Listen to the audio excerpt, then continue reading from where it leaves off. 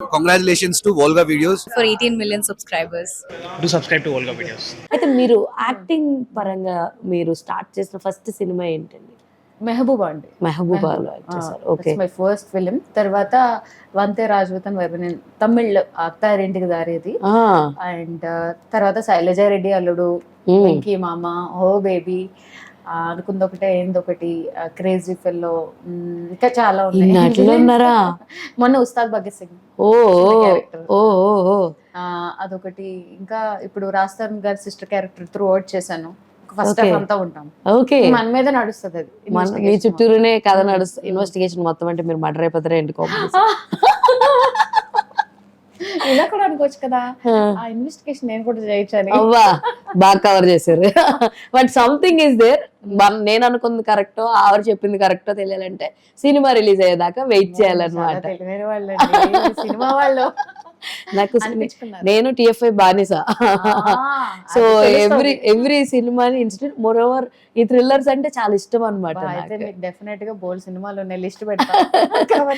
Thank you. అయితే like actor గా మీరంతా సాటిస్ఫైడ్ ఉన్నారండి? హౌ మీ కెరీర్ పరంగా, మీ యాక్టింగ్ పరంగా హౌ సాటిస్ఫైడ్ యు ఆర్ అంటే ఏం చెప్తారు? అంటే సాటిస్ఫాక్షన్ అనేది ఎవరికి ఏమి ఉండదు. మన లైఫ్ లో మనం ఎదగాలని అనుకుంటాం కదా. నాకు సాటిస్ఫాక్షన్ అని పక్కన పెట్టేస్తే ప్రాసెస్ ఎంజాయ్ చేస్తాను. చిన్నది కూడా నేను హ్యాపీ ఫీల్ అవుతాను. చిన్న రోల్ ఇచ్చినా పెద్దది ఇచ్చినా ఒకలాగే ఉంటది. పెద్ద సీన్ ఇచ్చారని ఎక్స్ట్రాలు దొబ్బడం, చిన్నది ఇచ్చారని ఆడవడం, ఇలాంటివి ఉండవండి. ఉన్నదాన్ని సద్వినియోగం చేసుకునే రకాన్ని నేను. మీరు వర్క్ చేసిన బిగ్ హీరో వాళ్ళతోటి వర్క్ చేసినప్పుడు మీరు ఇందాక మెన్షన్ చేస్తూ పూరి గారితో ఫస్ట్ సినిమా స్టార్ట్ అయింది అన్నారు. అసలు ఆ అవకాశం ఎలా వచ్చింది? నా ఫ్రెండ్స్ కోసం వెళ్ళాను. అక్కడ వాళ్ళు కన్నా నన్ను తీసుకున్నారు. నేను కూడా సరదాగా ఆడిషన్, అంత దూరం వచ్చాం కదా ఆడిషన్, అక్కడ నా ఫ్రెండే ఉన్నారు. ఓకే, నేను డైలీ మాట్లాడతాం కానీ తను అందరూ వర్క్ చేస్తాడు నాకు తెలియదు. Then we got it. Like తన ఆడిషన్ కూడా చూసాను.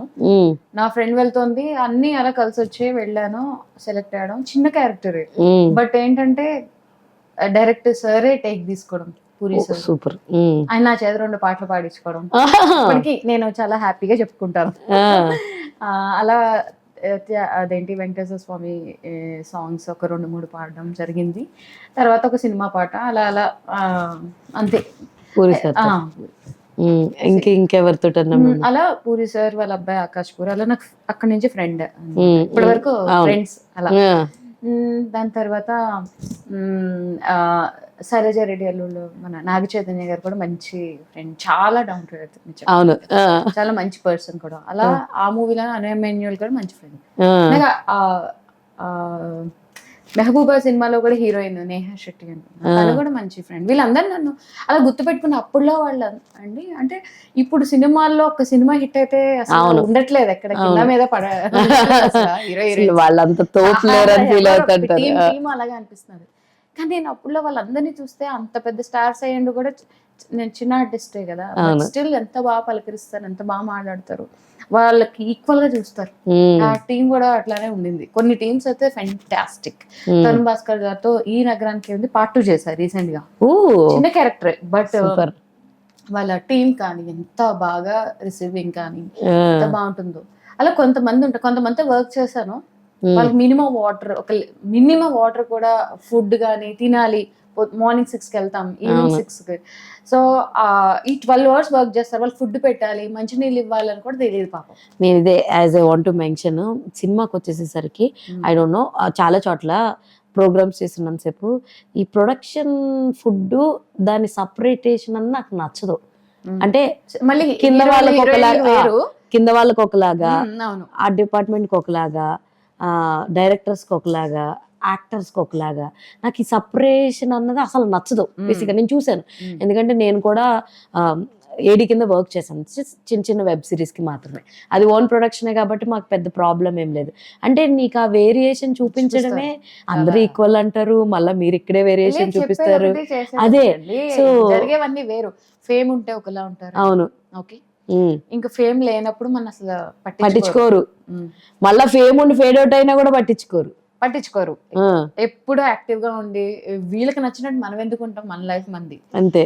నేనైతే ఇంకోళ్ళ కోసం బతకను, నాకు నచ్చినట్టే. కానీ చాలా చెప్తున్నాను, పెద్ద ప్రొడక్షన్స్ లో చాలా గుర్తింపు, చాలా మంచిగా చూసుకోవడం జరిగింది. చిన్న ప్రొడక్షన్స్ లో కూడా కొంతమంది బాగున్నారు, కొంతమంది అస్సలు. నేను రీసెంట్ గానే ఒక ఫిలిం చేశాను, చెప్పను.